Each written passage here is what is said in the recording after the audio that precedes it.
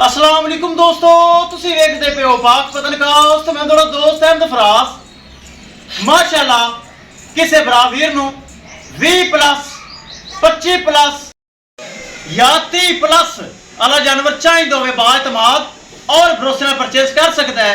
Location है डाबुंगा हयात, तहसीलो जिला पाक पतन शरीफ। मोबाइल नंबर है साडा 0300 पूरा 8754 743। व्हाट्सएप नंबर भी यही है जी, ते लोकल नंबर भी यही है।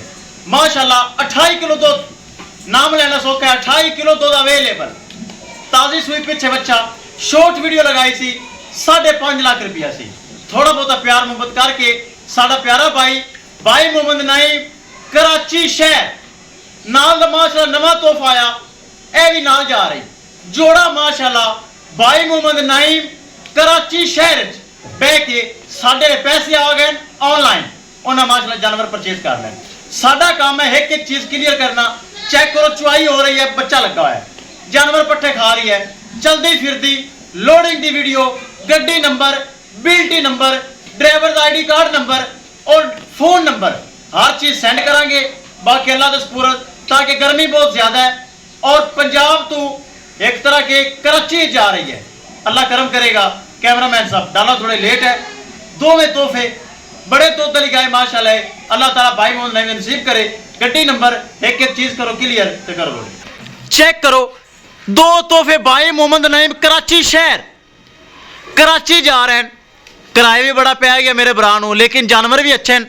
ए गां कोल 28 किलो दुध है, 3 टाइम चुआई है, बड़ा बड़ा जानवर है माशाल्लाह। चेक करो, 5.5 लाख रुपए डिमांड लाई सी, शॉर्ट वीडियो लाई सी ते उन्हें फौरी खरीद लई। दोनों जानवर ए माशाल्लाह जा रहे हैं कराची। किस बराबर नूं मजीद जानवर चाहिए तो राबता करके परचेज कर सकता है। विखाइए गड्डी नंबर थे, एक एक चीज करिए क्लियर। ले चलो जी, अल्लाह ताला मालिकां दे नसीब करे। ले आओ जी, इनाम मिला ही? बिल्कुल मिला जी, 2000 रुपया सलूट साडी तरफ।